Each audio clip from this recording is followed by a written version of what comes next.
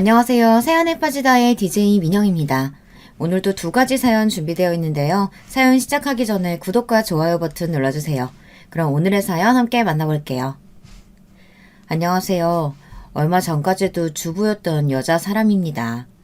세상에 시댁에서 힘들었던 여자들이 참 많아서인지 시댁을 칭하는 말들이 많죠. 전 개인적으로 시월드란 말이 참 가슴에 와닿습니다. 제가 몸담았던 그 시월드는 상식을 벗어나는 일들만 가득하고 저라는 사람에게만 인권이 없는 것 같았거든요. 요즘 중국 무협 드라마를 보면 주인공이 여러 번의 생을 겪으며 고생하는 내용이 자주 나오더라고요. 그 시월드를 벗어난 저는 방금 고난만 가득한 그 세상을 막 탈출해서 새로운 삶을 살아가는 주인공 같다는 생각을 했습니다. 그 시월드에서 착취당하고 이용당하다가 버림받을 뻔했던 제 서글픈 이야기를 여러분들과 같이 공유하고 싶어 사연을 보냅니다. 이렇게 바보 같은 인생을 사는 사람도 있다는 걸 그냥 누군가는 알아줬으면 하고 글을 쓴답니다.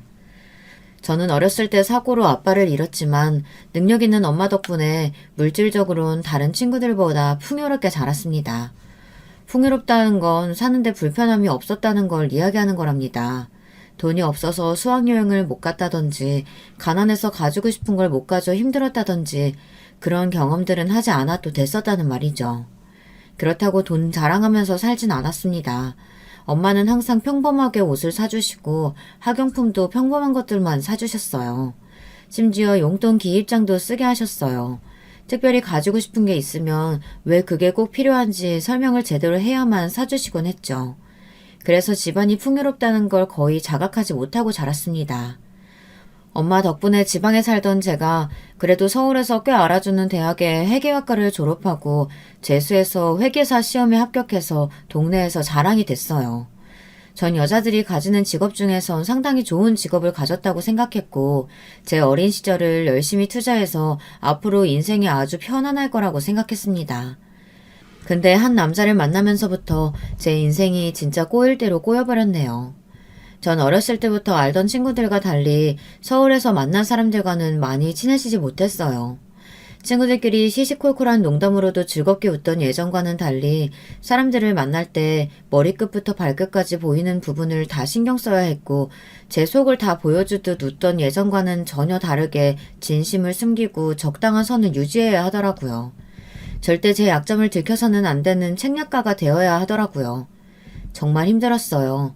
대학교도 힘들었지만 회사는 더 큰 삼국지 판 안에 장기말이 되어 있는 것 같더라고요. 늘 여자들의 대화의 주제는 다른 사람 뒷담화, 각종 예쁜 물건들, 사치품이나 명품들에 대한 갈망과 소원, 남자, 여자 이야기들 뿐이었어요. 그들 입장에서는 당연히 사람 사는 이야기들인 거고 당연히 예쁘고 고가의 브랜드 상품이 좋은 건 저도 알지만 살면서 저런 것들이 주는 기쁨은 아주 찰나일 뿐이거든요.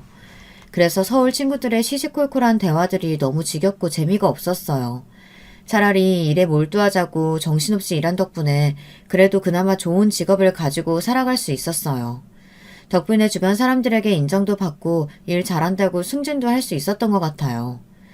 전 외모가 그렇게 뛰어난 편도 아니었고 일은 열심히 하지만 사람들과 그렇게 어울리는 사람은 아니어서 저한테 딱히 관심을 가지는 사람이 거의 없었어요.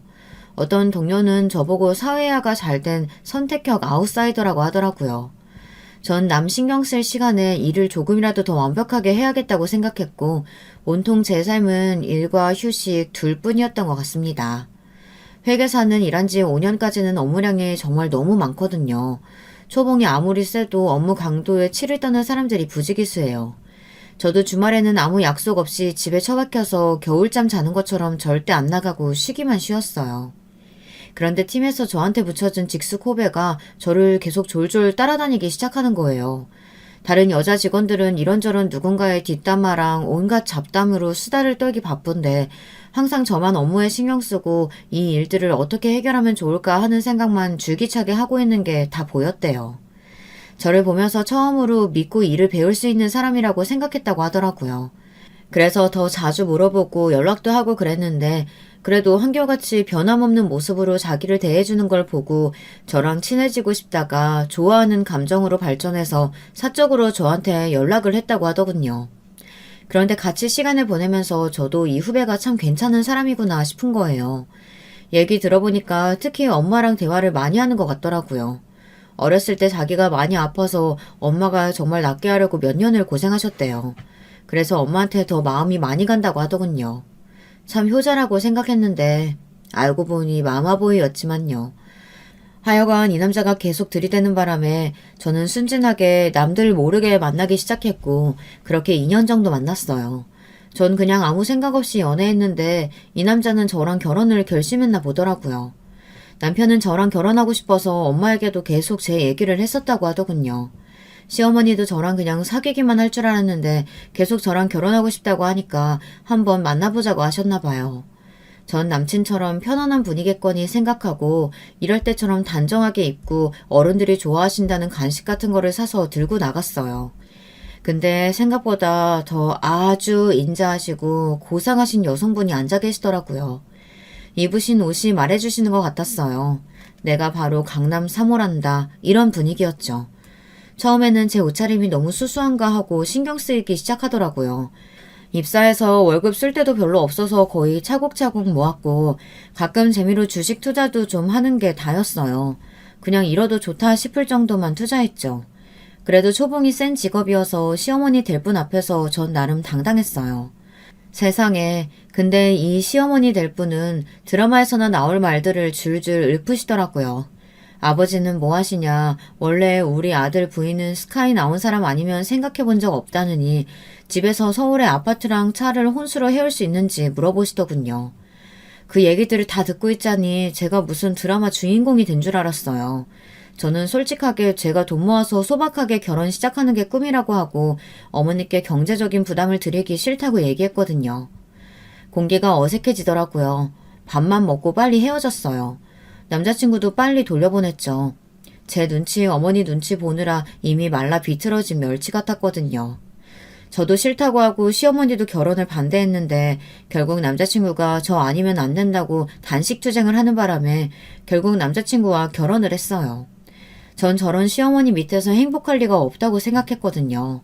지금 보면 제 촉이 맞았는데 더 강력하게 거부했어야 하는데 제가 너무 정에 약했고 우유부단했어요. 아들 때문에 지금 허락해 주시지만 나중에 저 혼수 안 해와서 서운하실 텐데 정말 괜찮으시겠어요? 난 한 입으로 두 말하는 사람 아니란다. 믿어보렴. 우리 재준이 잘 좀 부탁한다. 지금 병원에서 링거 맞고 있어. 가서 좀 봐주겠니? 네, 알겠습니다. 드디어 상견례 날이 됐는데 남친 어머니는 제가 아직 다 마음에 들진 않았지만 아들 성화에 정말 어색하게 웃고 계셨어요. 그 눈은 가만히 있고 입만 정말 어색하게 웃고 있는 그 얼굴 아시죠? 가끔 얼굴에 쥐가 나는지 볼을 문지르고 있는 게 보여 속으로 얼마나 웃었는지 몰라요. 저런 시어머니랑 결혼 생활을 잘 할 수 있을지 모르겠는데 남친이 지금처럼만 저를 사랑해주면 다 상관없겠다는 생각이 들었거든요. 어차피 서로 다 아는 형편에 조촐하게 식 치르고 주변 아는 지인만 불러서 식 올리는 걸로 하시죠. 한 번 하는 결혼인데 성대하게 해야죠. 외동딸이라 제대로 결혼시켜주고 싶어요. 그 형편에 그게 가당키나 할까요? 괜히 없으신데 무리하실 필요 없습니다. 우리도 그렇게 꽉 막힌 사람들도 아니고요. 괜히 빚내서 결혼하실 바에 저희 형편에 빚이라뇨. 저 혼자 애 키워도 부족함 없이 키우려고 열심히 돈 모았습니다. 그런 거 걱정 안 하셔도 됩니다, 사부인. 아이고, 애들 제대로 된 데서 결혼식 하려면 얼마나 많이 드는지 시골분이라 잘 모르시죠? 억소리 나는데 그래도 괜찮으시겠어요? 호텔 같은 데서 제대로 식 올리려면 정말 비싸다고요. 네, 잘 알고 있습니다. 제가 결혼식을 좋은 데서 못해서 그런지 딸한테는 제대로 하게 해주고 싶어서요. 저희 쪽에 대충 올 하객 추려보니 300명 정도 되는 것 같아요. 밥도 제대로 나오는 데서 했으면 좋겠습니다. 예하영아, 너희 어머니 혹시 허언증 있으신 건 아니지? 그 시골에서 주변 분들 300명까지 서울에 올라오시려면 다 난리 날 텐데 정말이세요? 서울 경기권에서 오는 사람들도 많고요. 지방은 결혼식 날짜 맞춰서 차 렌트하면 됩니다. 300명이 너무 많은 것 같으면 250명 정도로 줄여볼까요?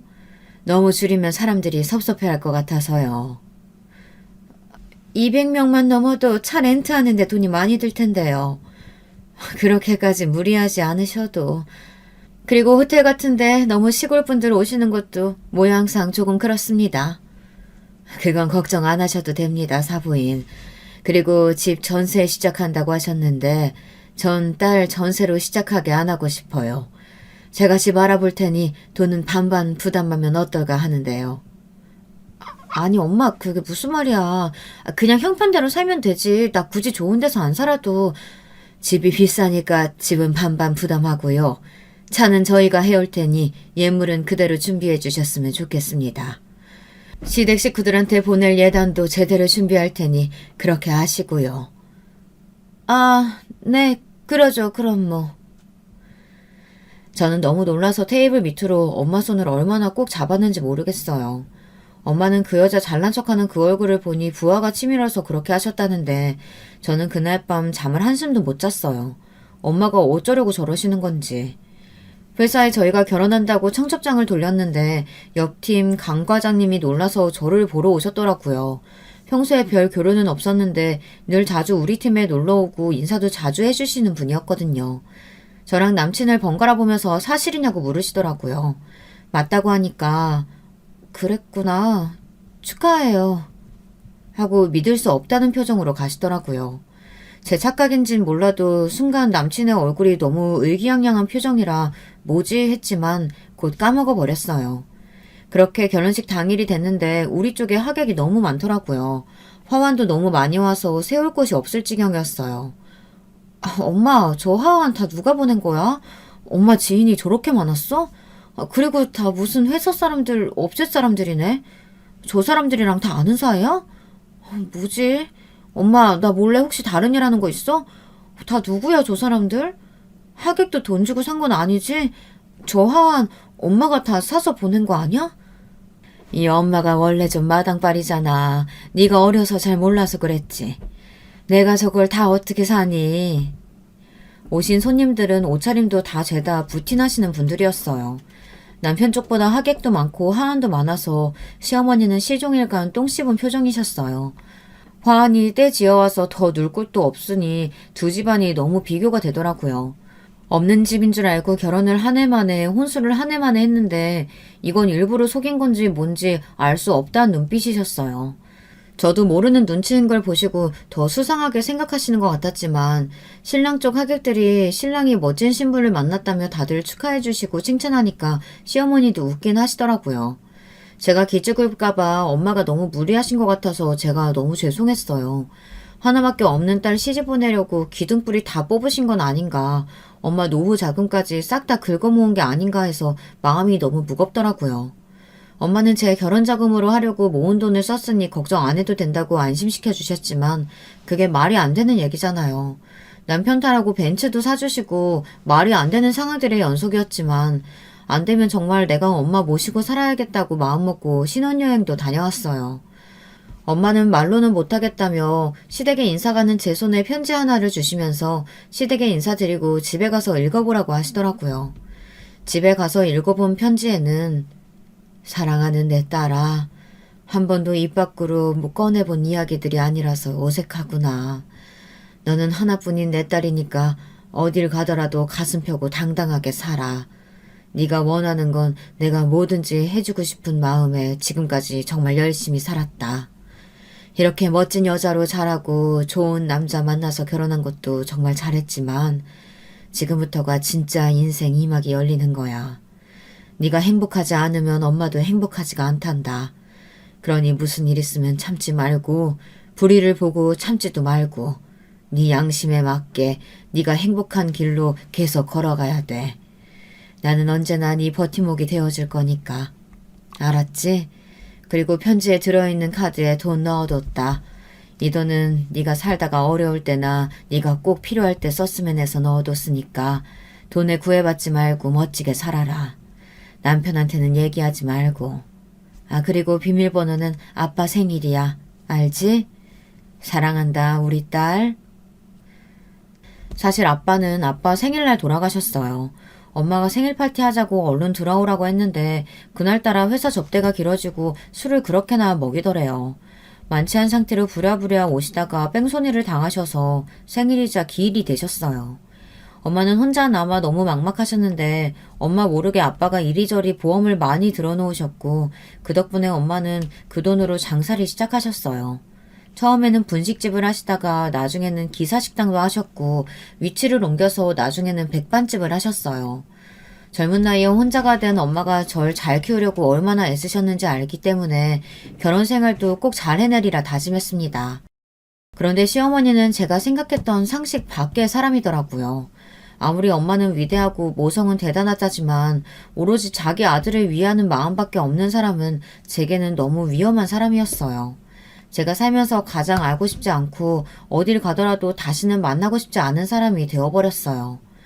결혼하고 인사하러 갔더니 회사는 언제 정리할 거냐고 하시더라고요. 제가 네? 하니까 왜 이렇게 말귀를 못 알아듣냐고 하시면서 우리 애보다 상사라면서 남편 앞길 막는 것도 아니고 남들 보기도 우스우니까 다른 데 취업을 하던지 아님 전업주부하면서 임신 준비하는 것도 나쁘지 않을 것 같구나. 더 나이 먹어서 애 낳으면 너만 고생이니까. 라고 하시더군요. 다른 집들은 다들 맞벌이해야 돈을 모을 수 있다고 경단녀들도 취업 경로를 다시 탐색하고 난리인데 갑자기 무슨 전업주부인가 싶었어요. 그리고 내가 남편보다 상사라서 다른 사람 보는 눈을 신경 써야 한다니 그 힘들게 공부해서 들어간 회사를 그만두기는 정말 싫더라고요. 물론 임신하면 좀 쉬어야 할 수도 있지만 대기업인데 복지도 잘 돼서 임신해서 애 낳고 다시 복직하는 동료들도 많거든요. 점점 어두워지는 제 표정을 보고 남편이 당분간 맞벌이 하기로 했다고 했지만 시어머니는 완강하시더라고요. 죄송합니다. 고민은 해보겠지만 지금 당장 회사를 그만두고 싶은 마음은 없어요. 만약 임신한다면 휴직을 고려하겠지만 그렇지 않은 이상은 당장 그만두고 싶지 않습니다. 어렵게 공부해서 자격증 따고 대기업에 취업까지 하기 정말 힘들었는데 좀 아닌 것 같아요, 어머니. 너는 벌써부터 어른 말씀이 말 같지 않니? 네 남편이 그럼 출근해서 너 부를 때 팀장님 이렇게 존대해야 한다는 거잖아. 이게 말이 되니? 집안 가장 체면 떨어지게. 일터에 나가서 남자 체면이 떨어지면 절대 안 되는 거야. 자신감 없는 남자가 무슨 힘을 내서 큰일을 하겠어? 안 그래? 남편 아끼는 마음에서 하시는 말씀인 건 알겠는데요. 만약에 어머니께서 딸이 있으시면 이제 시집 왔으니 회사 나가지 말라고 하는 시어머니 말 잘 들으라고 딸한테 회사 당장 그만두라고 하실 건가요? 아, 됐고. 나는 딸도 없을 뿐더러 너 어른 말에 그렇게 말대꾸하라고 누가 가르치든. 그리고 우리 아들같이 찬란 아들 얻을 때에는 이 정도 각오는 했어야 하지 않니? 죄송합니다. 일을 바로 그만두기는 어려울 것 같습니다. 아유, 정말. 얘 뭐하니? 꼴도 보기 싫으니까 저 화상 좀 치워라. 아유, 속상해 진짜. 만만찮은 분이라는 건 알았지만 신행 마치고 돌아오자마자 현실이라는 시궁창으로 이렇게 떨어질 줄은 몰랐어요. 이런 시대착오적인 발상은 어디서부터 나오는 걸까요? 당장이라도 결혼을 무르고 싶은 마음이었습니다. 게다가 남편은 어머니가 저렇게 얘기하는데 한마디도 거들어주지 않더라고요. 결국 한통속이었던 걸까요? 전 에라 모르겠다 하고 더 뻔뻔하게 나가기로 했습니다. 아마 제가 일을 그만두고 집안일을 하고 있으면 불쌍한 우리 아들이 죽어라 벌어온 돈으로 저만 호의호식하고 놀고 먹는다며 구박하실 분 같았어요. 그게 겁이 나서라도 절대 일은 그만두지 않으려고 했어요. 저를 볼 때마다 일 그만두라고 하셨지만 저는 한결같이 죄송합니다만 말하고 다녔죠. 언젠가는 포기하시겠지 하고요. 당신도 내가 일 그만두길 바래? 내가 상사라서 자존심 상하냐고. 아예 아니라고는 말 못하겠어. 회사에서 팀장님이라고 부를 때마다 좀 그렇긴 하지. 주위 시선도 좀 신경 쓰이고. 그리고 회사에 남자들도 많으니까 더 별로기도 하고. 그건 또 무슨 소리야. 남자 없는 회사가 어딨어. 내가 회사에 당신이 여자 직원들이랑 같이 대화한다고 뭐라고 한 적 있어? 아니 근데 결혼 전에 내가 들었는데 옆팀 강 팀장이 자기 좋아한다고 하는 소문이 돌더라고. 일도 없는데 괜히 우리 팀에 와서 자기한테 말 걸고 인사하고 눈 맞추고 하는데 맘 있어서 그런 걸 아마 주변 사람들은 다 알고 자기만 몰랐을걸? 어디 내 여자를 넘보나 싶어서 내가 얼른 자기랑 결혼해버렸지. 그런 강 팀장 같은 놈들이 여럿 있었는데 나랑 결혼했다고 안 추근대리란 보장 없잖아. 그냥 집에 있는 게 마음이 좀 놓이긴 해. 세상에 이런 대책 없는 모자와 가족이 되기로 한 제 자신이 정말 원망스러웠습니다. 전 대체 왜 그랬을까요? 그냥 저 남자는 자기 사탕을 남에게 뺏기기 싫었던 어린아이였을 뿐이더라고요. 더 이상 할 말도 없고 피곤하기만 했어요.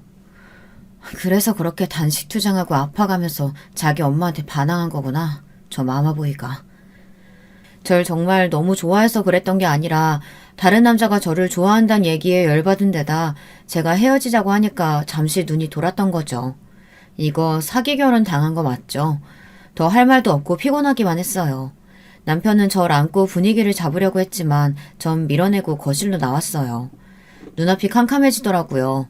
저는 계속 저 모자들에게 투쟁하는 삶을 살아야겠구나 싶었어요. 유난히 엄마가 보고 싶은 밤이었습니다. 누가 뭐라고 하던지 전 그냥 꿋꿋하게 일하러 다녔어요. 그리고 당장 임신하고 싶은 마음이 추호도 없어서 남편 몰래 몸에 피임기구도 넣었고요. 들키면 또 얼마나 저를 괴롭힐지 뻔하니까 저는 혼자 과감하게 저질러 버렸습니다. 제 몸의 주인은 전데 남들이 뭐라 그런들 어떻겠어요. 시어머니는 틈만 나면 저를 불러대기 시작했어요.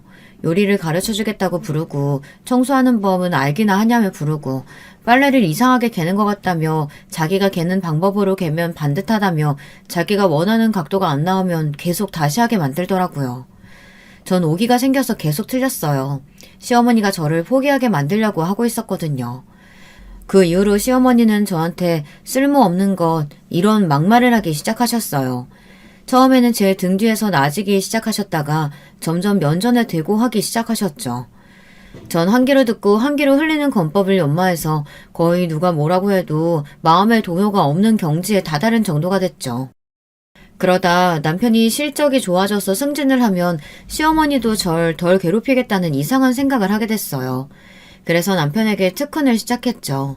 윗사람들이 좋아하는 술자리 매너, 각 윗사람들이 좋아하는 음식 메뉴, 입맛, 취미 등등 그동안 모은 자료들을 총망라해서 남편을 승진시키려고 했었어요. 사실 저희는 재무팀 소속이라 실적보단 기업의 재무 상황을 파악하고 재무제표 작성, 세무인 허가, 회계 감사 등의 작업을 처리하는 일이 주인데 입사하고 5년까지는 정말 지독한 업무량에 치여서 살았거든요. 그런 업무들을 간결하고 정확하게 처리하는 게 회계사의 일인데 남편은 스카이대를 나왔으니 업무 처리를 빨리 하고 라인만 잘 골라 접대만 잘해도 승진이 잘 될 것 같더라고요. 따로 골프도 좀 배우게 했어요. 공이나 퍽퍽 쳐대는 그 골프가 그렇게 재미있는지 모르겠지만 남편은 그렇게 라운딩을 돌고 연습하면서 적당히 부정한테 져주고 멋있다고 칭찬해주고 자주 엄지를 치켜대면서 잘 해내고 왔더라고요. 남편이 아주 입 안에 혀처럼 구니 부장님이 이사님이랑 전무님을 모시고 가는 골프 라운딩에도 데리고 가더라고요. 회사를 아주 사랑하는 사원이라서 같이 데려왔고 얼마 전에 직장의 팀장이랑 결혼도 했다고 하며 회사에 뼈를 묻을 직원이라고 했다더라고요. 참 웃기죠. 대기업도 결국은 인맥 싸움인 걸까요? 일처리 좀 잘하고 학벌 좋고 이리저리 접대를 잘하니까 남편이 점점 빠르게 승진하기 시작하더라고요. 사실 좀 씁쓸하긴 했어요. 전 그래도 일 그만두는 것보다는 이게 낫다는 생각이 들었고요. 시어머니의 퇴사 강연은 그치지 않았지만 남편이 점점 승진을 하니까 정말 좋아하시더라고요. 저는 아예 박차를 가하려고 윗분들 사모 모임에 저도 운 좋게 끼게 되었어요. 잠시 무거운 짐도 좀 들어주고 일손이 부족할 때 도와줄 사람이 필요하다고 하는 말을 듣고 남편이 저를 적극적으로 추천했대요.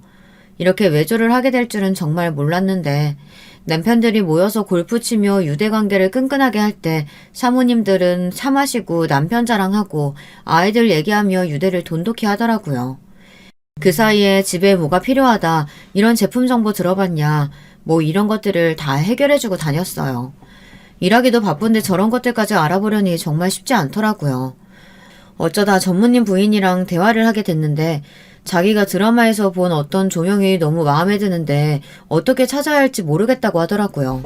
모양만 대충 알려준 걸 제가 운 좋게 찾아버려서 바로 전무님 댁으로 보내드렸어요.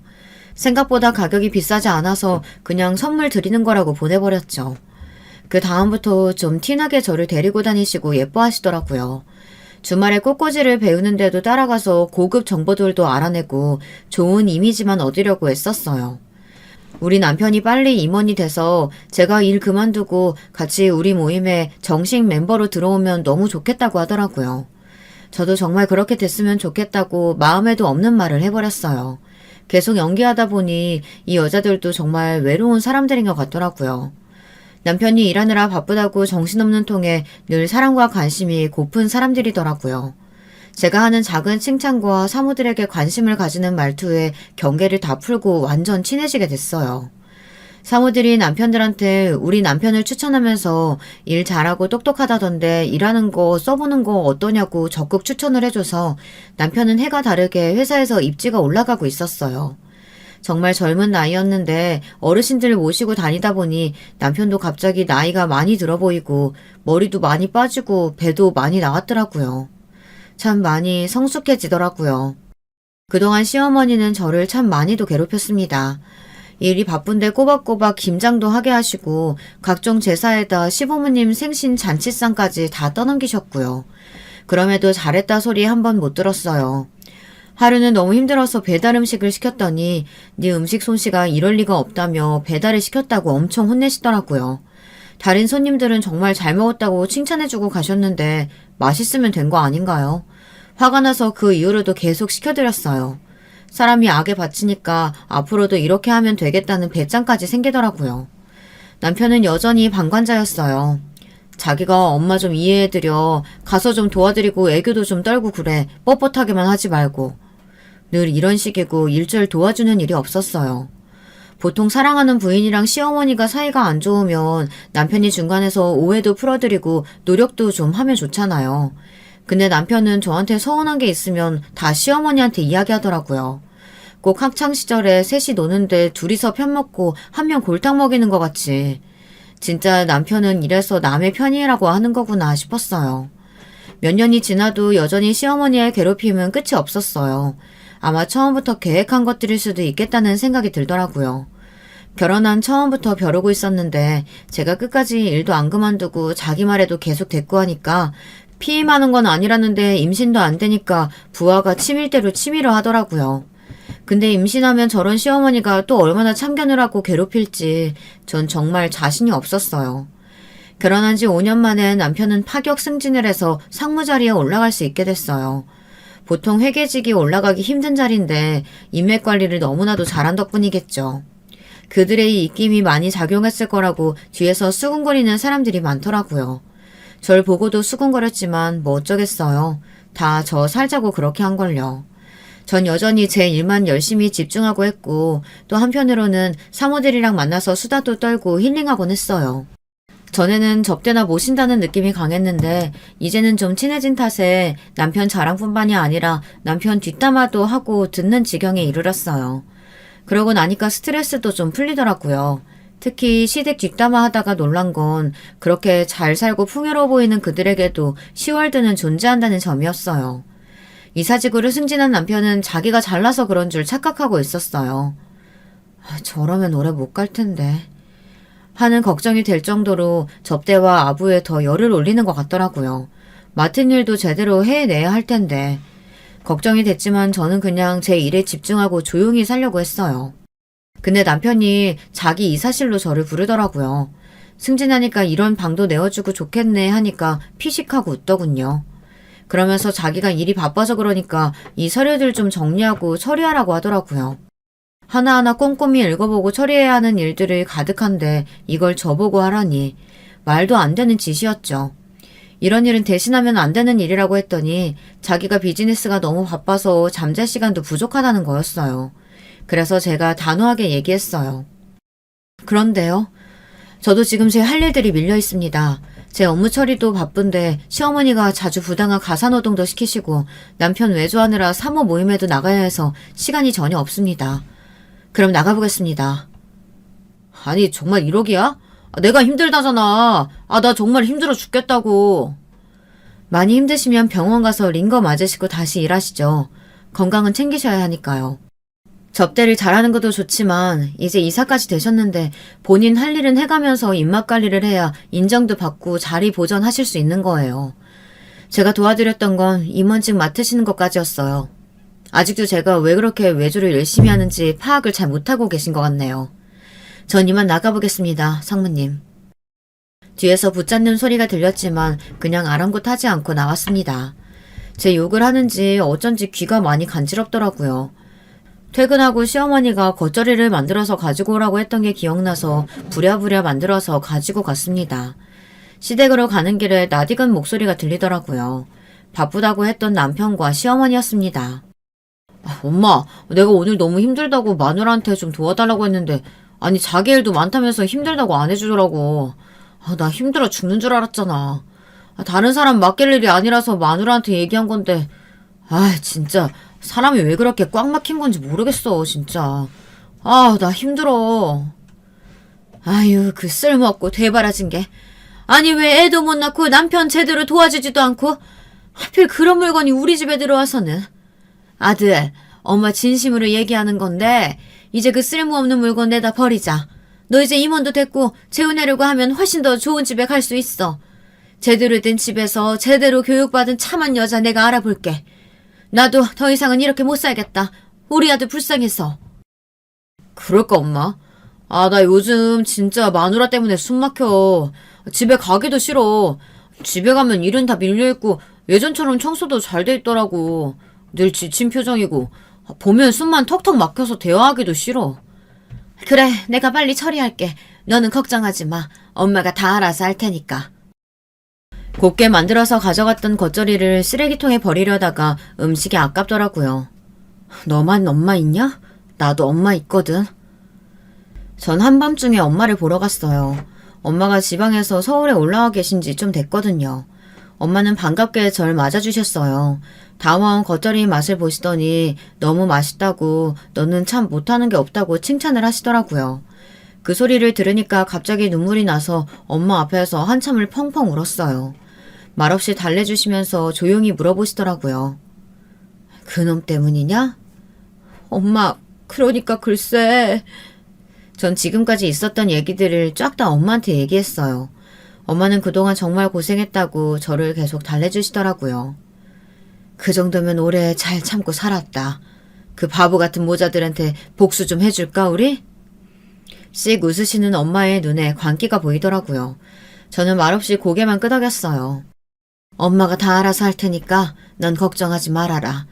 내일 회사 갈 때 이혼 서류 내밀고 당장 이혼하자고 해. 일은 이혼하고 나면 다 알아서 진행할 거야. 내일 비서시켜서 점심때 너한테 이혼 서류 전달해 줄게. 엄마 개인 비서도 있어? 와 멋있다. 엄마 대체 뭐하는 사람이야? 너희 엄마 최강센 슈퍼 히어로지. 엄마 때문에 잠시 웃었어요. 그 집으로 들어가기가 싫어서 엄마 집에서 자고 바로 회사로 출근했어요. 엄마 비서한테 전달받은 이혼 서류를 들고 남편한테 내밀었죠. 니까짓 게 감히? 뭐 이러한 얼굴이었어요. 남편은 자기가 선수 치지 못해서 약이 바짝 오른 얼굴이더라고요. 급하게 사인하고 서류를 던지길래 곱게 주워 나오면서 얘기했어요. 타시던 차는 돌려주시고 지금 살고 있는 집은 반반 부담하기로 했지만 우리 집에서 계약금까지 냈으니 처음에 집 사려고 보탠 돈만큼 지금 시세에 맞게 더 얹어서 송금해 줄게요. 내일까지 집에서 짐 다 빼세요. 저는 웃으면서 결혼 반지를 빼서 주고 왔어요. 예쁜 반지였는데 빼고 나니 족쇄가 풀린 것처럼 너무 속이 시원한 거 있죠. 아니 갑자기 찾아와서 이혼 서류 내밀고 갑자기 이러는 이유가 뭐야? 내가 바람을 피우기로 해서 뭘 했어? 시어머니랑 이제 쓸모없는 거 갖다 버리자고 작당모의 하는 걸 들어서요. 나도 그쪽이 쓸모 없어져서 내가 먼저 버리려고요. 이제 그만 내 인생에서 사라졌으면 하네요. 법원 출석이나 잘해요. 아니, 그건 있잖아. 아니, 그게 됐고 입 다물어. 회사에서 쪽팔리기 싫으면. 저는 통쾌하게 이사실에서 나왔어요. 기분이 정말 날아갈 것 같더라고요. 그 모자랑 더 부딪히지 않아도 된다는 생각에 입안 가득 박하사탕 한 통을 다 녹여먹는 기분이었어요. 집에 갔는데 제 짐이 싹 나와있고 시어머니가 의기양양하게 당장 나가라고 하길래 전 엄마 비서를 불렀어요. 비서가 오기 전에 통화로 이야기하는데 눈앞이 캄캄하더라고요. 세상에, 전 찍은 적 없는 제 인감을 어떻게 구한 건지 제 동의도 없이 이 집 앞으로 대출을 받았다는 거예요. 곱게 지나가려고 했는데 이 미친 시어머니와 아들에게 한마디 해야겠더라고요. 저희 얘기 들으셨을 거예요. 근데 잘못하신 게 남편 짐을 다 가져가셔야 하거든요. 제 짐은 다시 다 넣어주세요. 참 고생하셨겠네요. 조사해보니까 공동명의자 동의도 없이 은행 대출을 받으셨더라고요. 딱 집 살 때 보내주신 금액만큼 대출 받으셨더라고요. 어떻게? 가져갈 몫은 다 챙기신 것 같아서 이제 집만 가지고 나가주시면 될 것 같습니다. 곱게 나가지 않으면 사문서 위조로 깜빵 가는 수가 생기실 거예요. 뭐? 이게 진짜 미쳤나 보지? 내 아들 집에서 내가 어딜 가? 가려면 네가 나가! 저는 더 상대하지 않고 경찰을 불렀어요. 경찰은 상황을 듣더니 시어머니께 우선 짐을 챙겨서 댁으로 가시는 게 좋겠다고 하더군요. 시어머니는 악다구니를 쓰며 버티다가 자기 아들을 불렀어요. 근데 아들이 이러다 우리 큰일 난다며 짐을 대충 챙겨서 시댁으로 가더라고요. 비서는 전에 시어머니가 부동산 사업에 투자하셨다가 실패해서 빚이 많이 생겼고 그걸 메꾸려고 우리 집을 담보로 대출을 몰래 한 것 같다고 하더라고요. 진짜 진상도 그런 진상이 없어요. 누가 보면 둘이 가족인데 제가 업등이나 더부살이로 끼어 산 것처럼 저만 가족이 아니었던 것 같아요. 그런데 이제 그 사람들이랑 같이 안 살아도 되고 더 신경전 하지 않아도 된다니. 아, 얼마나 속이 진짜 시원한지. 제가 정말 많이 참고 살았거든요. 그렇게 많은 나이도 아닌데 그동안 시어머니 때문에 스트레스 받아서 흰머리가 정말 많이 생겼어요. 며칠 후에 회사에 갔더니 뭔가 분위기가 시끌벅적하더라고요. 다들 왜 이러나 했더니 곧 임시 주주총회가 열린다고 하더군요. 갑자기 웬 임시 주총이래? 그랬는데 엄마가 또 주주총회에 참석을 하신다는 거예요. 세상에 이건 또 무슨 소리인가 했더니 아니 엄마가 글쎄 우리 회사 대주주이시더라고요. 그리고 절 도와주셨던 비서 아저씨가 엄마가 백반집을 하시면서 알게 된 펀드 매니저 아저씨라고 하시더라고요. 백반집이 위치가 좋아서 주변에 큰 회사들, 특히 금융계열 회사 사람들이 많았어요. 엄마 손맛이 좋아서 점심시간이나 저녁시간에도 손님들이 많이 몰렸는데 거기서 사람들이 대화하는 걸 듣는데 솔깃한 얘기들이 많으셨대요. 이번엔 어디가 얼마나 올랐고 어디가 하락세고 이런저런 정보가 많이 들리더래요.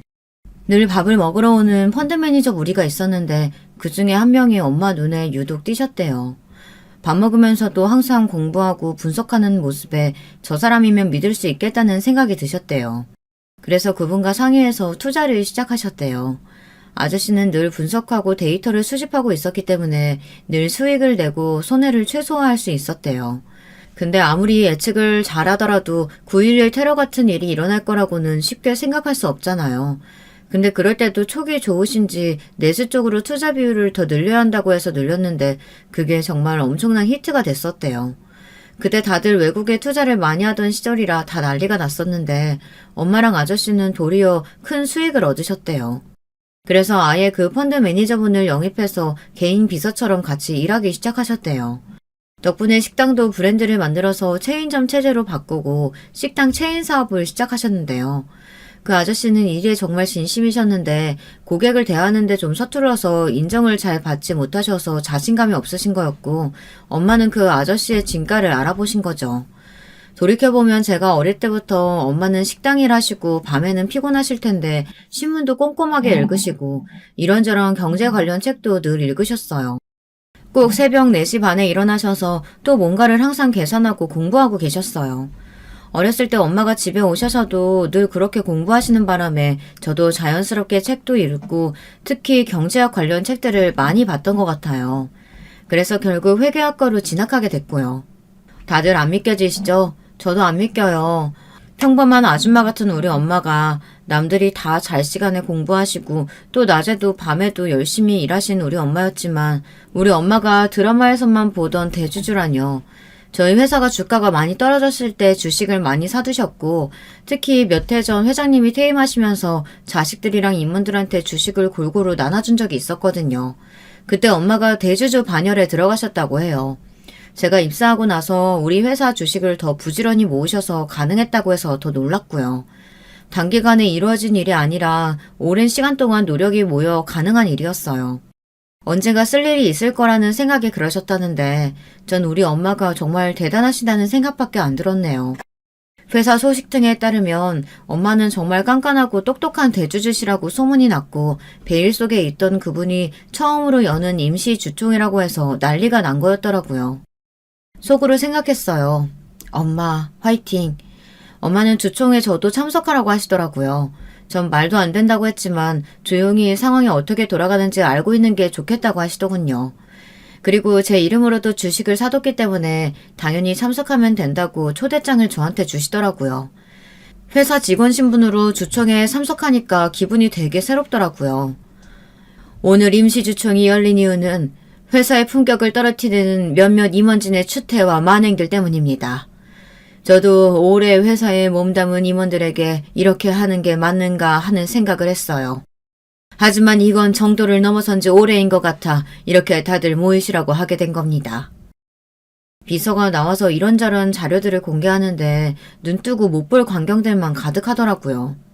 매일 접대했던 게 고급 룸살롱에서 아가씨 불러서 옷 벗고 노는 것들이었고 그 아가씨들을 골프 치는 것까지 부르고 코스 돌면서 만지고 돈 찔러주고 또 그 아가씨들을 거래처 사장님들께 접대시키고 보면서 속이 메스꺼렸어요. 그러니까 저 인간이 저렇게 아저씨처럼 변해버렸구나 싶었죠. 남편은 놀라서 고개도 못 들고 있었어요. 몇몇 연루된 임원진은 더 문제를 크게 만들기 전에 스스로 그만두고 나가줬으면 좋겠다고 하시더라고요. 열심히 일해서 회사를 지켜나가는 직원들한테 부끄럽지도 않냐고 하시며 저기 놀고 먹고 마시는 모든 경비를 법카로 긁었다는 사실에 더 분노가 치밀어 오른다고 하셨어요. 관련자 명단을 화면에 띄우더라고요. 전 남편의 이름이 대문짝만하게 포함돼 있었어요. 이분들은 알아서 퇴사하셨으면 좋겠는데 다른 분들은 어떻게 생각하시냐고 하시니까 다들 자진 퇴사에 동의한다고 하더라고요. 저도 손들었어요. 저렇게 더러운 접대하는 회사에 다닌다는 게 좀 부끄럽기도 하고요. 그 정도로 놀았던 사진들이 너무 문란하고 처참했어요. 저건 인맥을 관리하는 정도가 아니라 거의 진시황 놀이를 했던 거더라고요. 어렵게 외조까지 해서 임원을 만들어놨더니 하는 짓이 정말 내가 뭔가 잘못된 길로 빠지겠나 하고 아무리 생각해도 내가 저런 짓 하고 다니라고 하진 않았던 것 같은데 착잡하더라고요. 결국 남편은 회사에 사직서를 내고 나갔습니다. 다 끝났다고 생각하니 시원섭섭하더라고요. 회사 동료들이 눈치를 보다가 괜찮냐고 어떡하냐고 그래서 사실 미리 말 못했는데 우리 이혼한 지 좀 됐다고 얘기했습니다.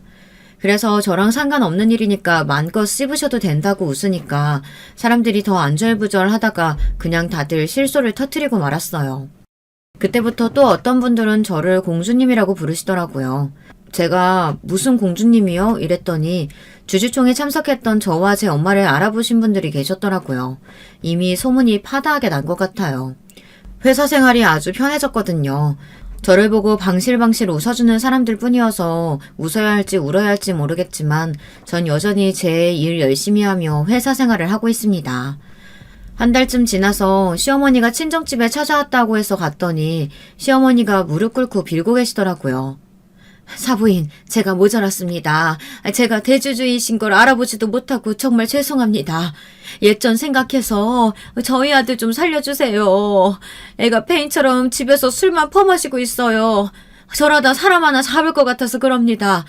좋은 대학에 좋은 회사 들어간 아들이 너무 자랑스럽고 소중해서 그런 아들이랑 살고 있는 며느리가 미워서 제가 머리가 돌았었나 봅니다.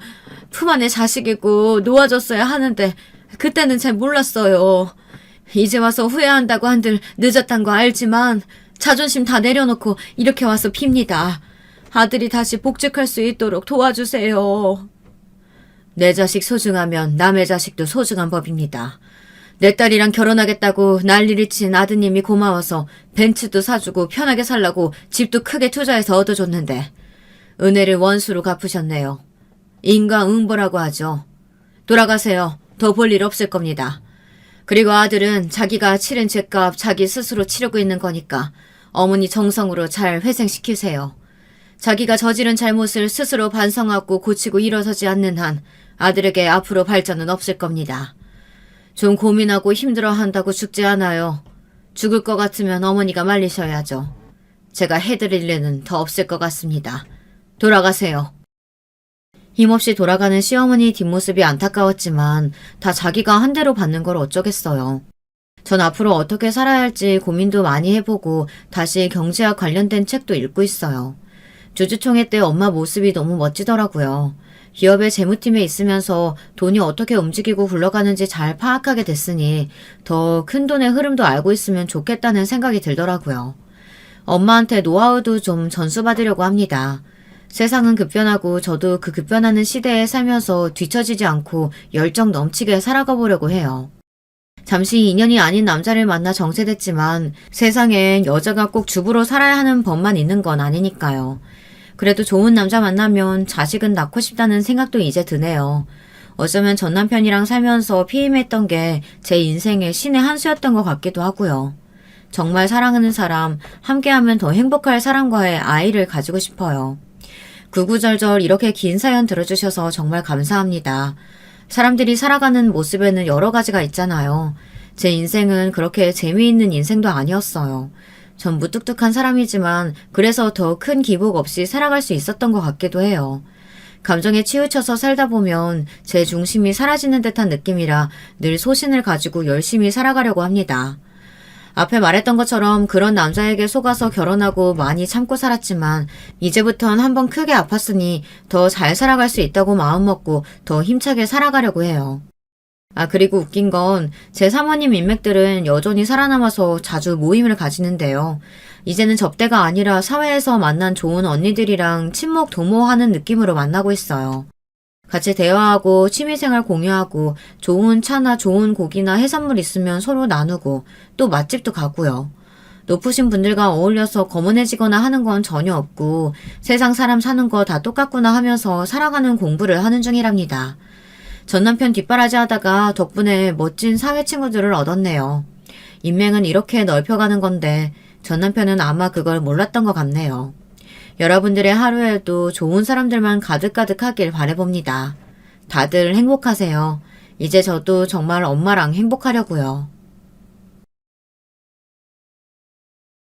여러분, 두 번째 사연 시작하기 전에 좋아요, 구독 꼭 눌러주실 거죠?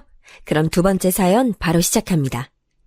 안녕하세요. 저는 경기도 하남에 살고 있는 70대 여자입니다. 아들 둘이 있고 진즉의 남편은 20년 전에 세상을 떠났답니다. 옛말에 아들 둘 키우는 여자는 신이 버린 여자라는 우스갯소리가 있었습니다만 제 인생을 돌아보니 그다지 농담으로 넘기기 힘든 얘기 같아요. 왜냐면 실제로 전 아들 두 녀석 키워내며 아주 보통 고역을 앓은 게 아니었거든요. 물론 아들 녀석들 키우면 그렇게 여자들이 억세지고 피도 자주 보고 고함만 지르고 산다고 하잖아요. 그런데 제가 우리 아들놈들 때문에 속 썩은 건 꼭 그런 부분 때문만이 아니었어요. 이 녀석들이 자기들이 클 만큼 컸다고 생각했는지 멋대로들 사업을 벌이더라고요. 하여간 사업 문제, 돈 문제 엮이면 답도 없다더니 그 무렵 때 제가 얼마나 잔병을 달고 살았는지 몰라요. 특히 큰아들은 그렇게 답답한 구석이 많았어요. 엄마, 이번에 영일이가 하는 사업 나도 같이 하려고. 들어보니까 진짜 괜찮은 것 같아요. 엄마도 알겠지만 내가 지금 할 줄 아는 게 뭐가 있겠어. 영일이는 똑똑하고 친구들도 많고 옛날부터 잘하는 거 많았잖아. 형제끼리 같이 열심히 하다가 잘 되면 나도 내 걸로 뚝 떼서 가져오면 될 것 같아. 다른 사람들은 이런 기회도 없는데 난 동생 잘 둬서 좋은 기회 생겼으니 투자해야지 뭐. 이렇게 말을 하는 우리 큰아들 영철이는 말맞다나 참 여러모로 둔감한 애였어요. 세상을 살아가는 잔기술이 없다고 해야 하나 맨날 묵묵하게 똑같은 일만 고집하던 지아빠랑 아주 닮았다고 볼 수 있죠. 성실한 거야 좋긴 하지만 투자라든지 사업 같은 걸 자기가 주도하는 거랑은 영 안 맞는 애였어요. 반면에 둘째 영일이는 어쩜 그렇게 잔머리가 잘 돌아가는지 맨날 주변에 사람들을 몰고 다녔습니다. 하지만 그런 반면에 사고도 많이 쳤어요. 제가 몇 번을 야단치기도 했었고요. 그런데 뭐라 해대면 욱하는 성질의 둘째 녀석은 늘 곧장 받아치면서 소리를 질러대더라고요. 막내랍시고 아주 오냐오냐 키웠고 얼굴은 저를 제일 많이 닮아서 예뻐했더니 버릇이 보통 없는 게 아니었어요. 아이, 엄마가 뭘 한다고 그래. 이제 시대가 바뀐다니까. 책상 앞에서 머리 박고 공부나 해서 남들 다 가는 회사 다녀서 뭘 하냐고. 아이, 평생 그렇게 회사 위에 목숨 바쳐서 사는 인간들이 회사한테 대접받는 거 봤어? 아버지 봐봐. 때 되면 다 저렇게 정리당하고 갈아치워지는 거야. 자기 힘으로 자기 기술로 사업을 해야지. 아이, 남자가 돼서 큰 돈 벌려면 사업 말곤 답이 없어, 엄마. 아닌 게 아니라 우리 남편은 열심히 다니던 직장에서 해고를 당했고 그때 충격으로 이런저런 일들을 벌였어요. 돈이 풍족한 것도 아니고 여유도 없었는데 어쩜 그렇게 사업한다고 겁없이 뛰어들었는지 몰라요. 치킨집을 했다가 문방구를 했다가 하는 와중에도 남들이 그렇게 말리고 안 된다는 타이밍과 업종만 골라서 하더라고요. 그러니 제 고생이 얼마나 심했겠어요. 남편이 자리를 못 잡고 있는데 아들 두 녀석은 날이 갈수록 몸이 커가고 하고 싶은 것들은 많아지고 식비 대고 학원비 대고 하느라 저만 눈이 빠지도록 시장에서 일하고 억척스러워졌어요. 말로는 아들 녀석 둘 다 저만 보면 그렇게 짠하다 눈물이 난다고 하는데 글쎄요, 저는 그냥 얌전히들 좀 살아줬으면 좋겠는데 말이에요. 특히나 둘째 영일이가 그렇게 감정적이고 눈물이 많았어요. 엄마, 난 엄마 생각만 하면 그렇게 눈물이 나. 얼마 전에 무슨 노래 가사를 듣는데, 글쎄 어머니가 짜장면이 싫다고 하셨어. 이런 가사가 있더라. 그거 보면 영락 없는 우리 엄마 얘기 맞다니까. 엄마 맨날 좋은 거 준다고 나랑 아버지랑 형만 주고, 엄마는 그거 싫어한다면서 안 먹잖아. 고등어도 맨날 머리만 먹고, 짜장면 시켜도 엄마는 짬뽕 국물 남은 거에 밥이나 말아 먹고. 나 진짜 엄마 아주 호강하게 해드릴 거야. 그게 내 인생 목표야, 엄마. 이렇게 말하면서 눈물을 글썽이는데 아주 이 말을 듣는 그 순간 몇 초 정도는 저도 눈물이 그렁그렁했어요. 실제로 제 삶이 저랬거든요. 시장에서 장사를 하다가 마트로 옮겨가고 거기서 일 잘한다고 매니저도 하고 나중에 조그맣게 투자도 받고 해서 음식점도 열고 했어요.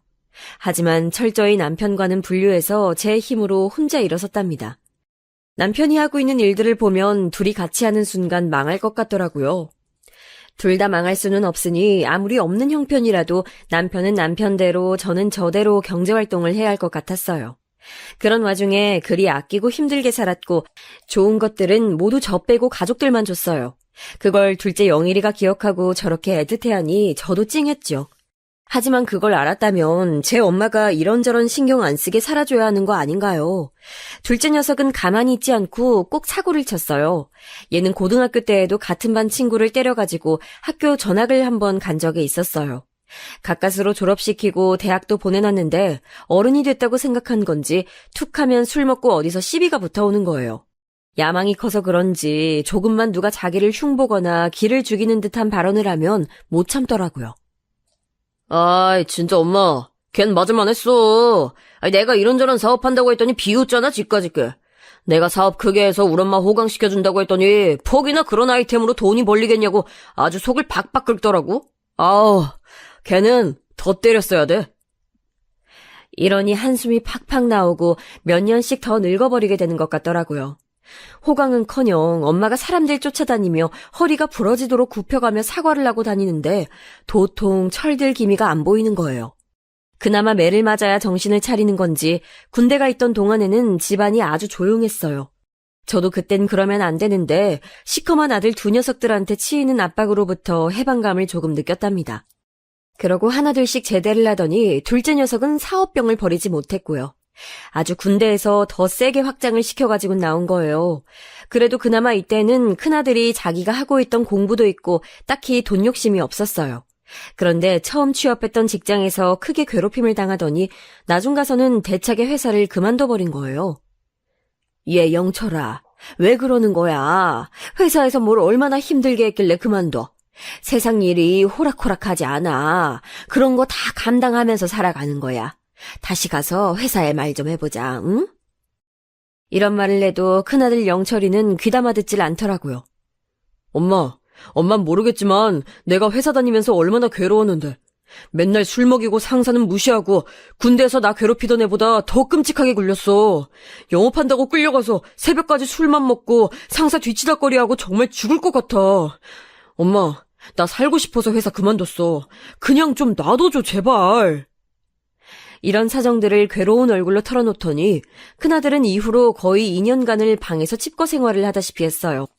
요 근래 몇 년간 다들 코로나로 힘들어하고 고생하셨고 이쯤이면 끝나겠지, 설마 몇 년씩 가겠어 하고 생각해보신 분들 있으실 텐데요. 제 경우가 저 때 딱 그랬어요.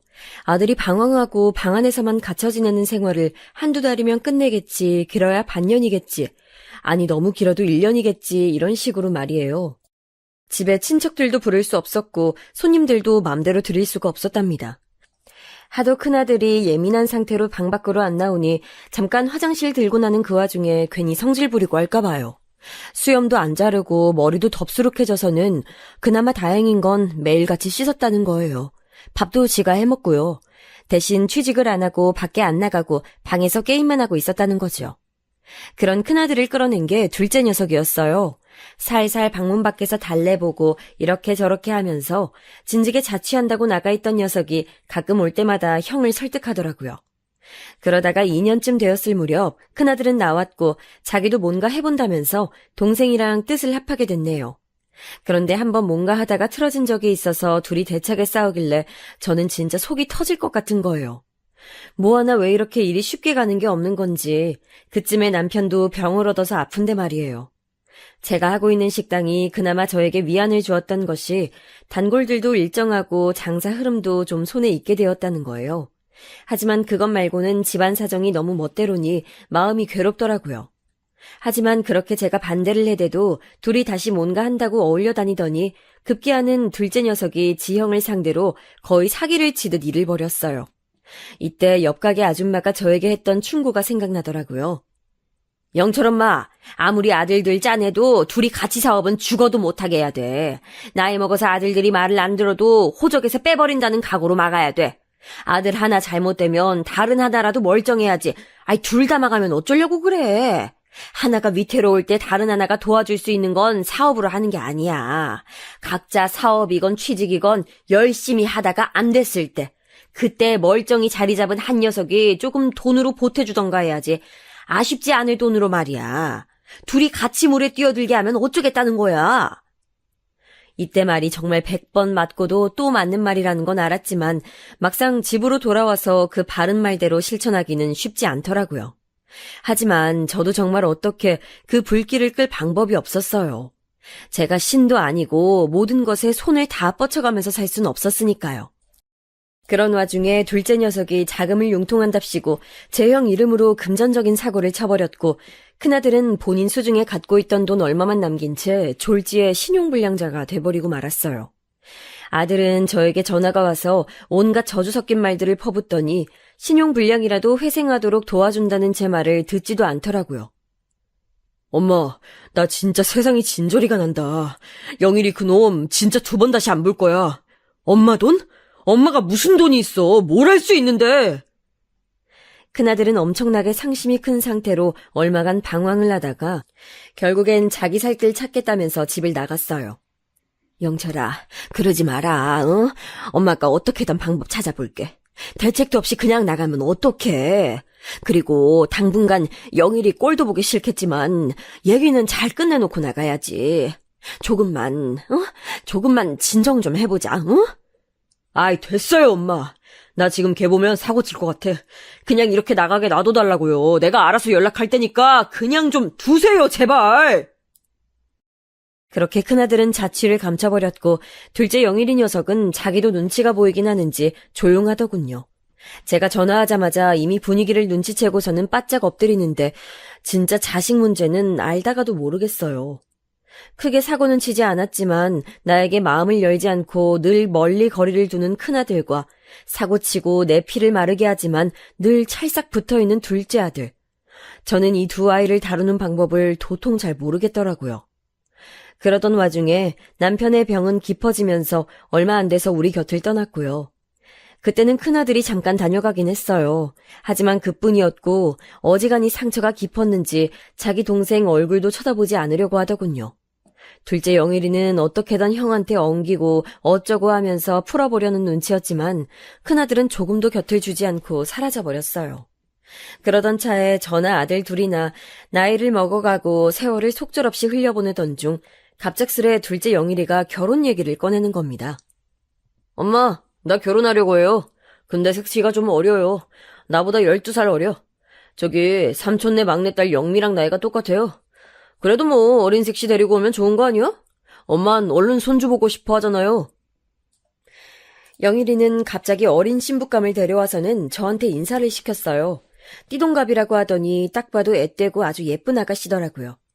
눈도 크고 마치 옛날 배우 누군가를 닮은 듯한 하여간 아주 탤런트처럼 예쁜 사람이었어요.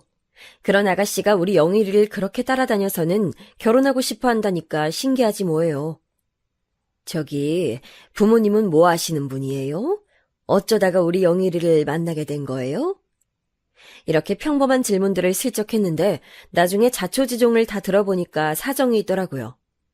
아, 저도 이제 어머니라고 불러도 될까요? 사실 제가 엄마가 안 계셔요. 어릴 때 돌아가시고 아빠랑 고모들 손에 자랐어요. 그리고 영일이 오빠는 회사 과장님 소개로 만났어요. 얘기를 들어보니 아들 녀석 친구가 이 아가씨 회사 과장이었나 봐요. 거길 오가던 중에 소개를 받게 됐고 어찌어찌 눈이 맞아서 교제를 했었나 보더군요. 근데 엄마가 안 계셔서 그런지 꽤 힘들게 자랐던 것 같더라고요. 결혼할 때 준비하는 내용을 들어보니 혼수는 거의 안 해오고 우리 아들이 거의 다 보태다시피 하는 것 같았어요. 엄마, 수진이 걔 집 사정이 안 좋아. 친척들한테 여기저기 떠돌이로 돌아가면서 자란 거나 다름없거든. 이제 돈 좀 모으고 직장 다니려던 차에 내가 데려오는 거잖아. 그래서 내가 책임지는 게 맞을 것 같아. 아들은 그렇게 말하는데 웬만한 건 자기가 다 부담하려는 추세더라고요.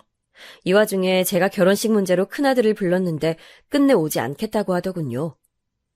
엄마, 난 영일이 생각만 하면 피가 끓어올라.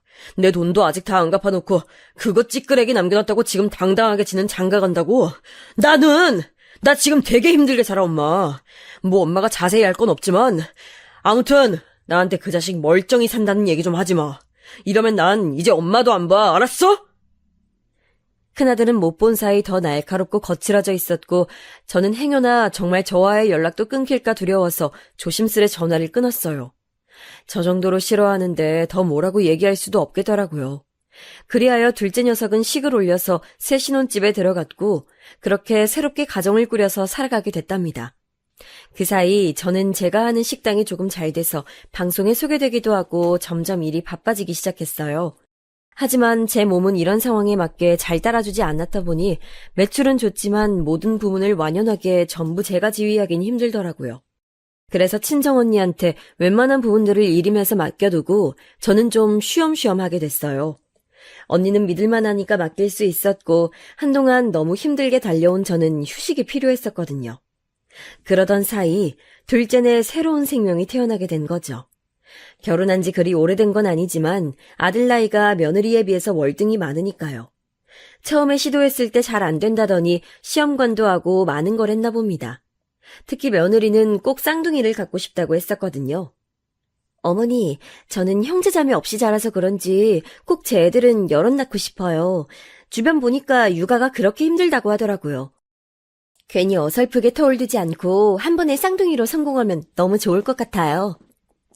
이렇게 말을 하더니 대뜸 쌍둥이 임신에 성공한 거예요. 그러더니 때가 돼서 낳았고 저도 설렁설렁 쉬던 차에 아기들을 보러 갔었답니다. 영일이가 저를 초대하기도 했었으니까요.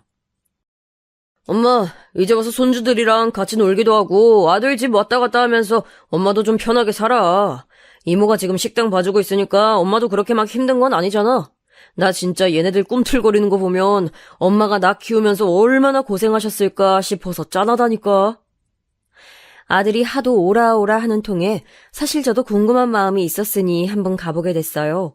아예 처음 가는 길도 아니었지만 몸이 너무 안 좋아서 거의 못 가봤었거든요. 근처에서 애기 내복도 사고 얘네들 먹일 반찬이랑 국도 준비해서 갔는데요. 그렇게 들린 아들 집 분위기를 보고 저는 깜짝 놀라고 말았어요. 식당 주변 사람들 얘기를 충분히 듣고 간 터라 그렇게 놀랄 일도 아니었지만 눈으로 직접 체감하니까 기분이 이상하더라고요.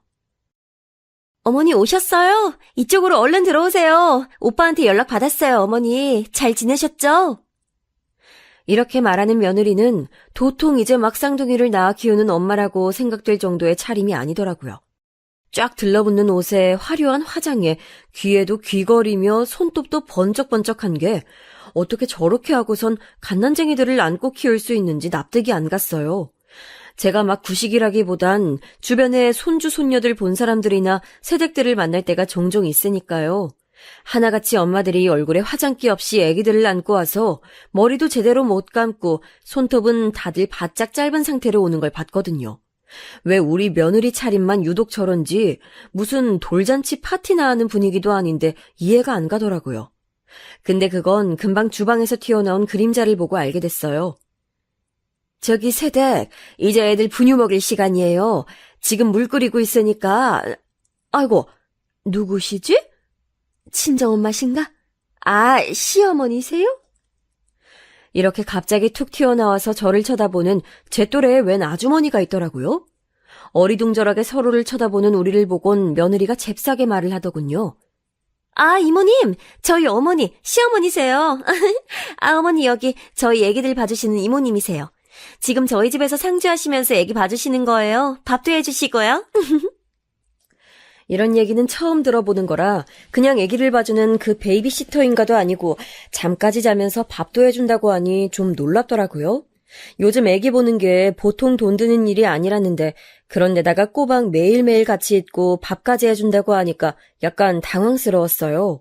이 부분에 대해 얼른 아들 녀석을 불러가지고 며느리가 안방에서 뭘 하는 사이에 바삐 물어봤어요. 용일아, 이모? 이모가 뭐야? 베이비시터 말하는 거야? 니네 지금 그런 데 쓸 돈이 있어?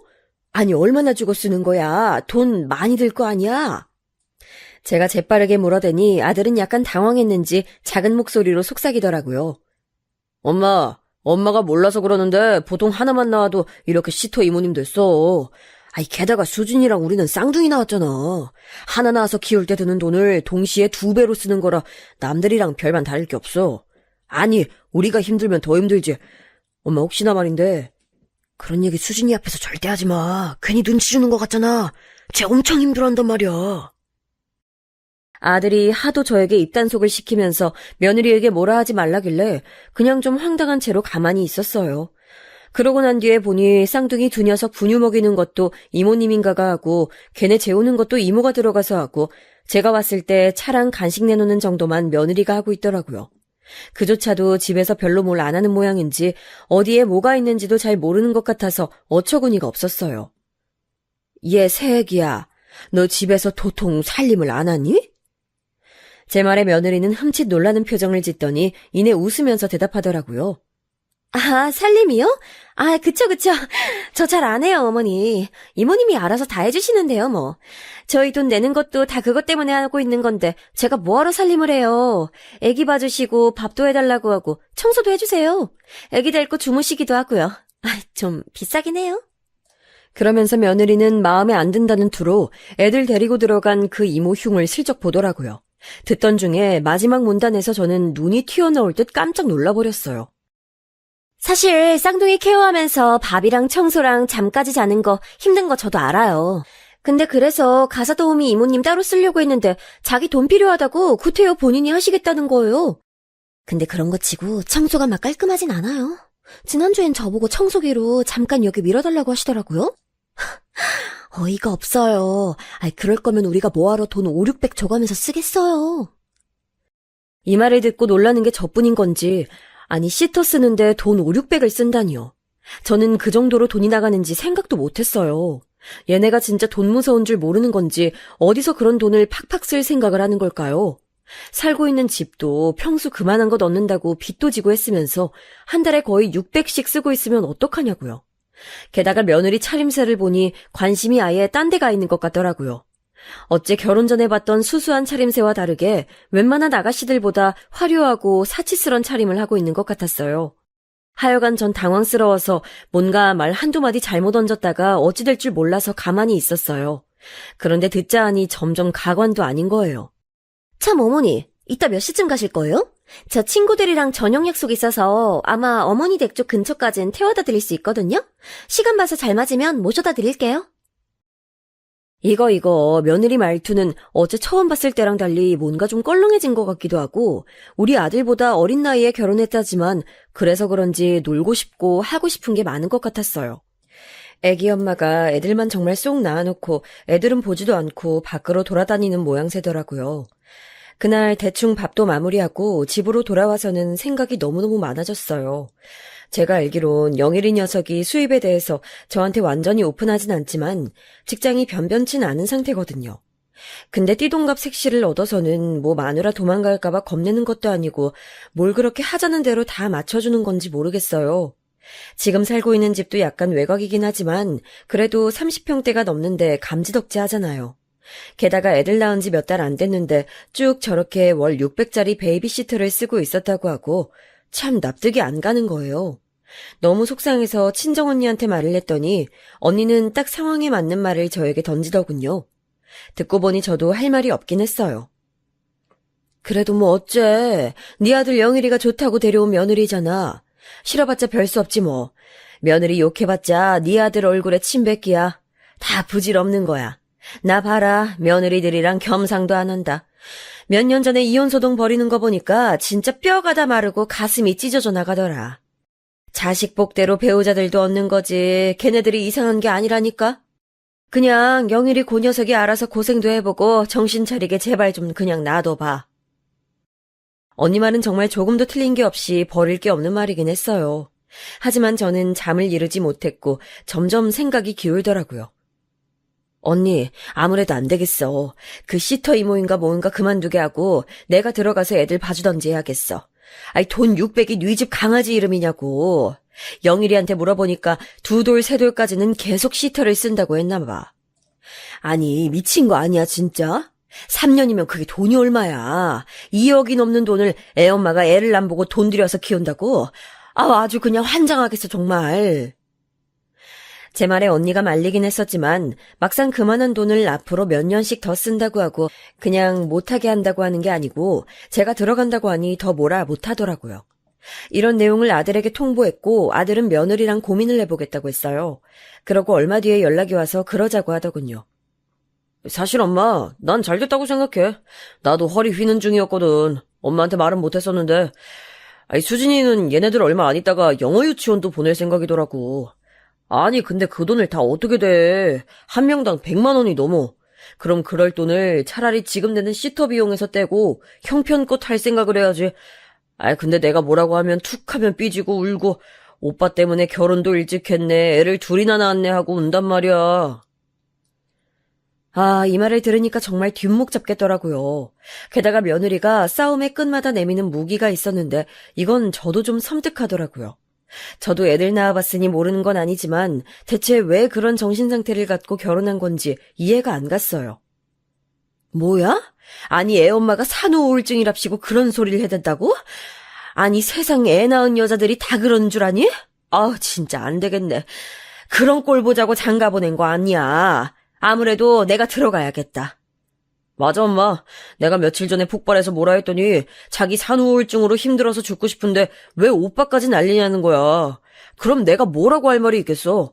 자기만 없으면 끝이다 뭐 이따위 말들을 하고 있더니 난 막 불안해 죽겠는 거야. 혹시나 바보 같은 생각할까 봐. 그러니 눈치 보고 자꾸 맞춰주게 되는 거야. 암튼 이번엔 나도 좀 강행을 해야겠어. 엄마가 와서 봐주면 좀 더 낫겠지. 그나마 다행히도 아들도 저랑 같은 생각이었고 이걸 어찌어찌 며느리에게 이해를 시켰더군요. 제가 봐줄 생각이긴 했지만 그 이모님인지 뭔지처럼 잠까지 자가면서 봐줄 수는 없었어요. 당연히 이건 얘기가 된 줄 알고 저는 매일 버스를 타고 갔는데 며느리 생각은 그게 아니었나 봐요. 저도 혹여나 제가 자주 들락거리면서 마찰이 생기지 않을까 싶었는데 아니나 다를까 쉽지 않더라고요. 저기 어머니, 와서 애들 데리고 주무시는 것까진 안 되시나요? 이모님은 그렇게 해주셨었거든요. 그런 조건으로 알고 어머니가 봐주시는 줄 알았는데 이러면 어머니 가시고 난 다음에 제가 너무 힘들어요. 애들 하나 울면 따라 울고 지금 하나 재우기도 힘들단 말이에요. 며느리가 이렇게 볼멘 소리를 하는 턱에 어쩔 수 없이 그런 몇 달간만 제가 데리고 자겠다고 했어요. 근데 확실히 정말 보통 일이 아니더라고요. 며느리 말은 과장이 아니었어요. 한 놈 울면 또 따라 울고 저도 연달아 키워본 적이 없고 애 키운 지 오래되기도 했었잖아요. 하다 보니 저도 욕심이 나는 건지 무보수로 애들 봐주겠다는 건 아무리 봐도 너무 손해 같았어요. 결국 며느리를 앉혀놓고 이런 우습지도 않은 얘기를 하게 됐답니다. 내가 신우, 정우 데리고 자보니까 진짜 죽겠어. 내가 환갑 넘어서 이렇게 돌보려니까 너무 힘들다 진짜. 그래도 니들 돈 아끼라고 살림에 보태라고 도와주라고 왔지만 그래도 어른 말에 그렇게 덥석 무보수로 알겠다고 하는 건 아니지. 적어도 왔다 갔다 차비나 간식비라 치고 20만 원 돈 정도는 챙겨줘야 하는 거 아니냐? 그 전에 이모한테는 600씩이나 썼다면서 어떻게 이런 건 네가 알아서 좀 먼저 챙길 생각을 못 하는 거야. 이 말을 하다 보니 저도 참 이런 얘기까진 안 하고 싶었는데 결국 이게 시애미 짓인가 싶어 생각이 많아지더라고요. 그런데 제가 그렇게 못할 얘기, 못 따질 얘기를 한 건 아니니까 말하면서도 자꾸 감정이 우악스럽게 붙더라고요. 며느리는 제 말에 기분이 나빴는지 입이 대빨 나와가지고는 모든 책임을 제 탓으로 돌리더군요. 사실 제가 그러자고 한 거니 저도 그렇게 당당한 입장은 아니긴 했어요. 네, 알겠어요, 어머님. 근데 저희는 이모님이랑 잘 지내고 있는데 어머니가 들어오신다고 하셨잖아요. 돈들 아끼라고. 그런 거 필요 없이 봐주신다고 했던 것도 어머님이세요. 왜 제 잘못처럼 말씀하시는 건지. 저야말로 좀 서운한데요. 왜 그때는 아니라고 하셔놓고 이제 와서 돈 달라고 왜 그것도 안 주냐고 뭐라고 하세요. 이거면 이거고 그거면 그거지. 자꾸 말 바꾸시니까 헷갈려요. 이 말에 저도 확 받아치고 싶었지만 며느리 말이 완전히 틀린 건 아니니까 그냥 숨만 몰아쉬면서 듣고 있었어요. 이렇게 고부간의 감정이 쌓이는 건지 듣고 있다 보니까 이게 참 뭐하는 짓인가 싶더라고요. 아들 살림에 너무 참견하는 것 같기도 하고 말이죠. 희한하게 또 그런 와중에 큰아들이랑 연락이 안 됐는데 글쎄 우리 애들은 왜 그렇게 소리 소문 없이 누굴 만나는 건지 얘도 만나는 여자가 있다며 소개를 하겠다는 거예요. 없는 살림에 뭐 결혼을 전제로 만난다나요. 간만에 연락이 된 걸로 신나서 저는 만나고 왔는데 어째 큰아들이 데려온 여자랑 지금 며느리랑 너무 비교가 되는 거 있죠. 되게 수수하고 검소하고 엄청 절약하고 결혼도 간소하게 할 생각을 하고 있는데 두 아들 녀석이 데려온 여자들 둘 다 어쩜 이렇게 씀씀이 차이도 큰지 둘이 합쳐서 반으로 딱 나눴으면 좋겠는데 말이에요. 아무튼 그렇게 지내는 와중에 며느리랑 둘이 마주하고 있는 시간들이 많아졌고 전 최대한 그 이모인가 뭔가 하는 이유로 말이 나오는 게 싫었어요. 저도 몸이 성한 편은 아니었지만 어떻게든 손주들 잘 먹이고 잘 재우려고 노력을 했죠. 돈 20만 원 받아가면서 해줄 수 있는 일은 그게 전부였고 잠까지 자주는 거면 대단한 거 아닌가요? 그런데 며느리는 자꾸 제가 해둔 말에 딴지를 걸어대면서 왜 이모님 목만큼 안 해주냐며 슬슬 싫은 소리를 해대는 거예요. 저기 어머니, 그전 이모님은 반찬이랑 밥 같은 것도 해주셨는데 어머니도 반찬 갖고 오시긴 하는데 그건 너무 부족한 것 같아요. 저랑 오빠는 못해도 일주일에 3번 정도는 꼭 제육이나 삼겹살 같은 건 먹고 싶은데 조금만 장봐서 해주시면 안 돼요? 밥 정도는 제가 할게요. 이렇게 말하면서 너무 어이가 없는 게 자기도 되게 맞춰주고 있고 짜증난다는 투로 말을 하는 거예요. 결국 이게 화두가 돼서 정말 이 말 같지도 않은 주제 갖고 둘이 크게 싸우게 됐어요. 저는 저대로 팽팽한 의견이었는데 며느리는 며느리대로 또 엄청 강경한 거예요. 다른 분들이 보실 때는 누구 잘못으로 보이시나요? 며느리의 입장을 정말 가감없이 전달해 보도록 할게요. 이모님이랑 우리는 잘만 지내고 있었는데 어머니가 갑자기 오셔서 멋대로 이모님 그만두게 하고 우리 집으로 들어오셔서는 다 참견하시고 이모님이 하던 업무에 반도 안 하시잖아요. 애들 봐주시고 밤에 데리고 주무시고 반찬거리 주중에 좀 갖고 오시는 걸로 끝나잖아요. 제가 바랬던 역할은 거기에 밥이랑 집안일도 해주시는 건데 그건 못 하시겠다고 하고 왜 저희 계획들 다 망쳐놓으시는 거예요? 아무것도 필요 없다고 하시더니 또 돈 20만 원은 달라고 하시고 드렸더니 딱 어머니가 정해놓은 일만 하시잖아요. 저번에 신호 다쳤을 때도 어머니가 소파에서 TV 보시다가 못 보신 거고 저 진짜 속상해요 어머니. 이렇게 며느리는 정말 숨도 쉬지 않고 저한테 다다다다 따져대는데 아주 보통 쌓인 게 아닌 거예요. 어린애가 먼저 그렇게 말을 트고 쏟아내니 저도 못할 말이 없었어요. 넌 뭐 말이면 단 줄 알아? 니네가 지금 무슨 돈 600씩 하는 시터를 쓴다며? 그렇게 쓸 형편이야? 게다가 한두 달도 기가 막혀 죽겠는데 앞으로 2, 3년은 그렇게 산다고 했다며. 돈도 돈이지만 그럼 도대체 네가 애들 낳아놓고 엄마로서 뭐라고 사는 거냐? 쟤네는 엄마가 그 이모인지 이모 할머니인 줄 알지 네가 지 엄마라는 거 알기는 해? 결혼해서 그만한 환경을 누릴 정도로 네 남편 돈 많지 않아. 그만큼 돈 없어. 니네들 돈 아끼고 잘 살라고 내가 와서 해줄 수 있는 한 최선을 다하고 있어. 근데 그렇게 불만이 많아? 할 말이 많냐고! 그런데 말이에요. 이렇게 쏟아내고도 전 할 말이 너무 많고 답답해 죽겠는데 제 말에 부르르 떨며 얼굴이 벌개진 며느리는 안방에 들어가더니 전혀 나올 생각을 안 하는 거예요. 한참 지나 아들을 통해서 전화를 받고서야 그 의미가 무엇인지 알았어요. 내 참 진짜 살다 별 모 같은 경우를 다 겪네요. 저래놓고 글쎄 우리 아들한테 전화해서 뭐라고 했는지 아세요? 엄마, 나 진짜 전화 받고 철렁했어. 정말 어떡해. 수진이가 당장 다시 이모님 안 쓰면 자기 이대로는 애 못 키울 것 같아. 어떡해, 엄마? 와, 이 말 들으니까 정말 환장하겠는 거예요. 아니, 이대로 애를 못 키우면 어쩔 건데요. 진짜 미치고 팔짝 뛰고 기절할 노릇인 저에게 아들이 그 뒤로 눈치 보며 건넨 말은 정말 불에 기름을 붓는 격이었어요. 그게, 자기 너무 스트레스 받는다네. 산후 우울증이라 힘든데 엄마랑 사이가 이 모양이니 죽을 것 같대.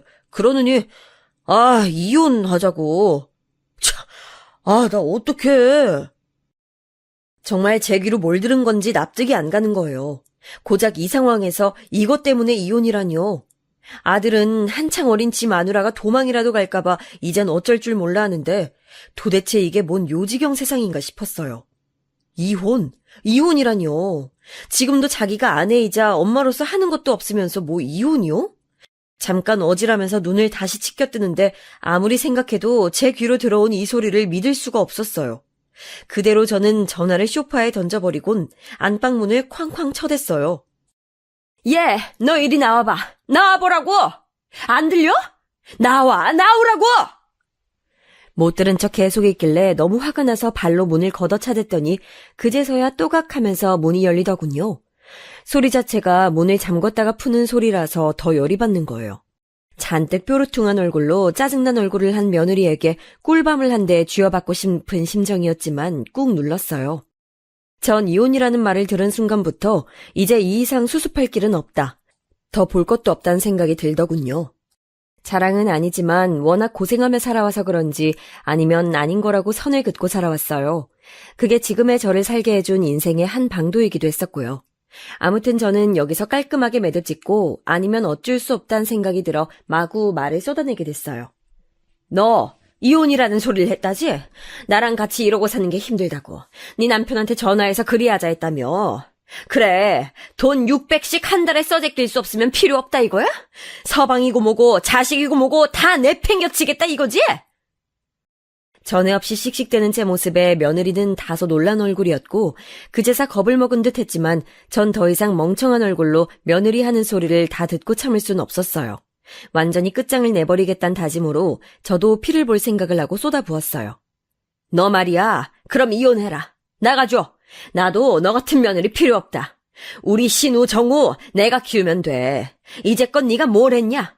너 하나 없어도 얘네 잘 큰다. 이 집은 너 없어도 돼. 뭐 돈 600이 없어서 이모님을 못 쓰게 해서 그렇게 불만이야?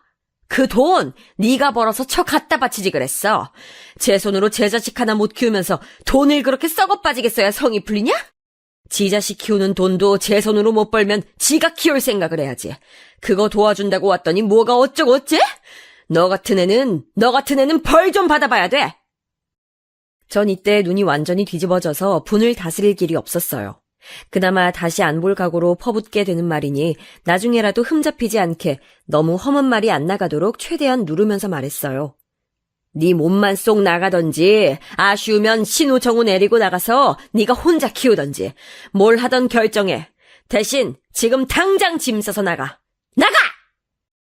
며느리는 제 말에 지도 할 말은 해야겠는지 그건 자기가 알아서 결정하겠다 어쩌고 저쩌고 하길래 그간 참고 도저히 안 하려던 소리를 결국 하게 됐어요. 뭘 알아서 결정해. 알아서 결정할 게 뭐가 있는데 너한테. 이 집 내 거야. 내가 영일이한테 돈 빌려줘서 빚 나한테 지고 산 거야. 네가 이 집에 뭘 기여한 게 있길래 뭘 알아서 결정하겠다 소리를 하고 있어. 내 집이니까 당장 나가라고! 당시 저도 딱히 말할 이유가 없어서 안 하고 있었지만 이 30평대 집 사겠다고 아들이 하도 애원하길래 제가 돈을 어느 정도 보태주고 또 얼마는 빌려주는 개념으로 사게 해준 거였어요. 아들은 그걸 다달이 저한테 갚고 있고 직장 사정도 좋지 않으니 전 그냥 기다리고 있었어요. 그런데 또 빚을 져가면서 시터를 쓰고 있다고 하니 요것들 이대로는 절대로 경제적 독립 못하겠다 싶었거든요. 그런 경우가 없다고 해도 어느 시어머니가 아들이 형편도 안 되는 저런 소비를 하는 꼴을 보고 있겠냐고요. 솔직히 말해서 이 말을 퍼부을 때도 저는 조금이라도 며느리가 미안한 기색을 보인다든지 그때서라도 울면서 빌기라도 하고 잘못을 토로하면 어느 정도 합의선은 보려고 했어요. 애들이 안 됐으니까요. 이미 며느리 자리는 틀려먹은 것 같지만 손주들은 불쌍하잖아요. 그래서 일단 그 집에서는 살게 하되 저한테 갚을 돈 기한을 확 줄여서 다달이 들어가는 돈의 액수를 늘리려고 했거든요. 그래야 며느리 저것도 돈 아쉽고 벌기 힘들고 그동안 자기가 얼척없는 호화로운 생활을 했다는 걸 알 것 같았어요. 지가 나가서 뭔 짓을 해서라도 돈 벌고 해서 갚게 할 생각이었는데요. 정말 얘는 진짜 안 될래더라고요. 상황 파악이 늦게 된 주제에 머리도 나쁜 건지 아무리 우리 아들보다 어리다지만 엄연히 성인인데 왜 이렇게 머리가 안 돌아가고 악만 가득한 걸까요? 그런 게 어딨어요. 아들 결혼시켜놓고 이제 와서 어머니 마음에 안 든다고 나가라고요? 이렇게는 이혼 안 해줘요. 안 참을 거예요. 저도 가만히 있지 않을 거라고요. 그러면서 대책도 없는 주제에 지가 무슨 고소나 뭘 할 것도 아니면서 방방 뛰어가면서 절 마구 노려보는 거예요. 가뜩이나 이 나이에 애들이랑 뒤엉키며 밥도 제대로 못 챙겨 먹고 내가 신생아들을 낳은 마냥 힘들게 살아오고 있는데요. 우울증은 내가 생길 지경인데 며느리가 저렇게 뻔뻔하게 발악하고 이혼 얘기를 하니 저도 더 이상은 넘기기가 힘들겠더군요. 이때가 제가 제 자식에게 있어서 가장 피도 눈물도 없이 아주 매섭게 내쳤던 때인 것 같아요. 아들까지 고생하게 되는 건 바라지 않았지만 아들이 저런 며느리를 데려와서 이런 고생을 시키고 중요한 상황에 판단도 잘 못 내리고 눈치만 보고 있는 거예요. 정말 자식이란 존재에 질릴 대로 질려버린 저는 얼마간 시간을 주고 얘네들을 나가게 했어요. 막판에 가서야 며느리는 제가 뜻을 굽히지 않는 걸 보고 무릎을 꿇었지만 그런다고 되돌리기엔 이미 많은 것들이 행정적으로 결정이 나버렸어요. 뒤늦게야 죄송하다고 울고불고 전화를 걸어대고 잘못했다 어쩌고 하는 며느리를 보니 더 징그럽고 꼴도 보기 싫더군요.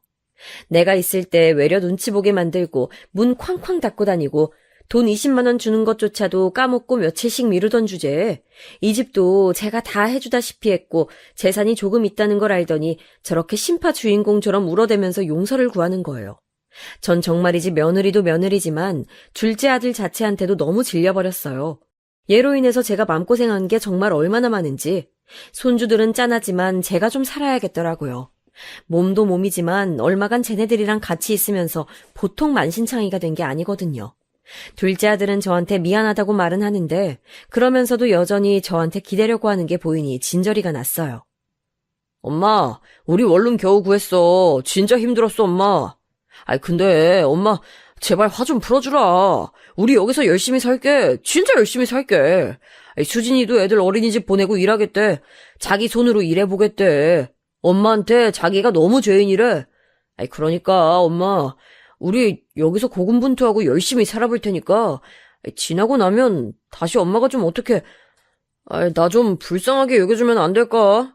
나 애가 둘이잖아, 엄마. 진짜 이렇게 내칠 건 아니지? 엄마가 그럴 리 없다는 건 아는데. 진짜 듣자 하니 이게 나중엔 제 머리 위에서 놀려는 것처럼 나이만 먹을지 정말 지 손으로 뭔가 해결해 볼 생각이 없더라고요. 그제서야 저는 제 가슴을 세게 치며 며느리가 이상한 게 들어온 게 아니라 그냥 내가 잘못 키운 아들 그릇에 딱 맞아떨어지는 한심한 애가 들어왔음을 알았어요. 후회해봤자 아무런 뭣도 없고 그냥 당분간 눈 감고 쟤네들과 왕래 안 하고 사는 게 내가 살 길이겠더군요. 그 사이 큰아들은 어느 정도 준비를 해서 내년에 결혼을 예정하고 있어요. 만나는 아가씨랑 집이며 시기며 이것저것 알아보더니 혼인신고만 한다고 하고 형편껏 살겠다며 별다르게 연락도 잘 안 해요. 전 이제 자식들 걱정은 좀 한동안 내려놓고 친정언니랑 시간 내서 여행도 가고 저도 좀 회포를 풀어볼까 합니다. 사정을 들은 언니가 여러모로 기막혀 하면서 우리 이제 이렇게 살지 말자고 하더군요. 자식한테 의지하면 자식도 부담이고 부모한테 너무 의지해도 부모도 힘든 거야. 우리 그냥 형제 자매들끼리 그리고 맘 맞는 사람들끼리 알아서 잘 살고 잘 놀다 가야 돼. 내 친구도 이제 칠순인데 그렇게 맨날 놀러 다녀. 아이 툭하면 가평이네 청평이네 기차 타고 놀러 다니고 제주도도 가고 그런다고. 우리도 그렇게 살자. 가끔 가게도 맡기고 맛있는 것도 먹으러 다니고 하자. 자식들이랑 붙어 있어봤자 좋은 거 잠깐이야. 아주 힘들 때만 연락하고 돈만 타가고 좋은 거 보태주는 게 하나도 없어 이것들이. 언니 말이 좀 격한 것도 있지만 전 아주 틀린 말이라고는 생각 안 해요. 한동안은 저도 제 건강 챙기고 제 흥겨울 거리 생각하며 살아보려고 합니다. 자식 뒤치다꺼리 하느라 멍든 가슴 자식이 절대 치료해주지 않더라고요. 내가 추스르는 수밖에요. 아무튼 잘 싸매고 재밌게 잘 살아보려고 해요. 중간에 마음이 약해지는 때도 있겠지만 이렇게도 저렇게도 살아보고 싶어요. 인생은 한 번밖에 없고 살 날도 언제까지인지 누가 알려주지도 않으니까요. 그럼 모두들 건강하세요. 들어주셔서 고맙습니다.